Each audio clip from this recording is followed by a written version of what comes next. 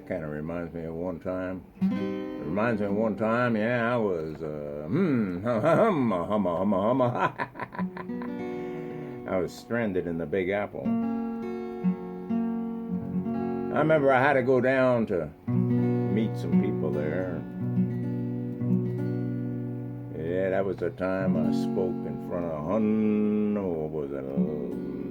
over 1,000 people from a podium there in some old school.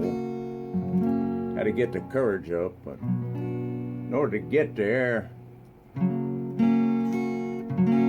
I was picking up soda cans and beer bottles on the road and cashing them in at the grocery store. I had one of them little old Hondas, and one of the second year they made them, and boy, they go forever on a gallon of gas.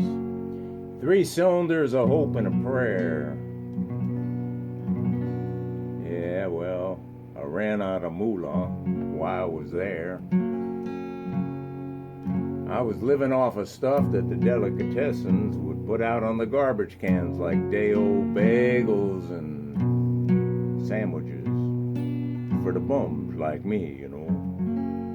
And then I started panhandling, and it wasn't as easy as I thought it was because I didn't have the knack. I hadn't spent the time to become an expert at it. And I felt like losing my humility, begging for dimes, nickels, and quarters, and hoping somebody would lay a buck on me. But anyway, there, on a brighter note, a young doctor moved out to a small community to replace an old doctor who was retiring. And the old doctor suggested that the young one accompany him on house call rounds so the community could become accustomed to the new doctor. At the first house, a woman complained, "I got a little sick to my stomach." And the older doctor said, "Well, you've probably been overdoing the fresh fruit a bit.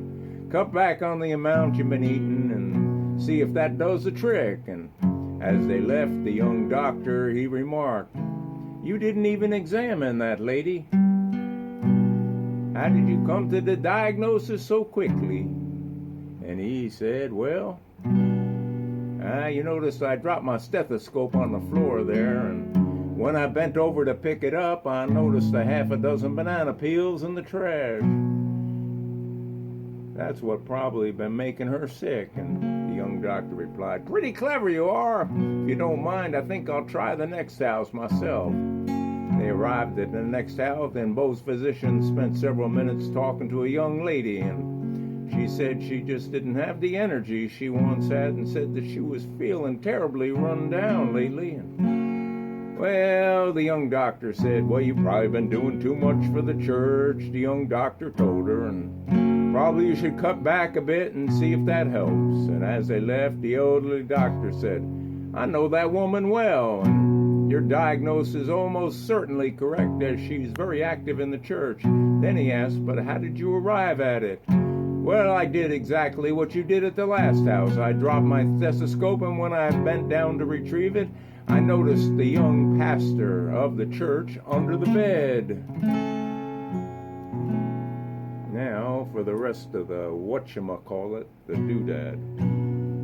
Standing in the high of noon, with the sunlight burning my skin, south wind whipping up a heaven of fire, with a divine spark of Eros and Aphrodite barking at my door, bathing in the hours of the afternoon as the rain of fire started to pour, and feeling the uncertainty near, the darkness slowly started to close, knowing that it will soon appear through the emotional winds of hail and snow that come and go, far too often, far too slow, and once again waiting there for the hour of high noon, knowing the sun will rise again and again and again and again.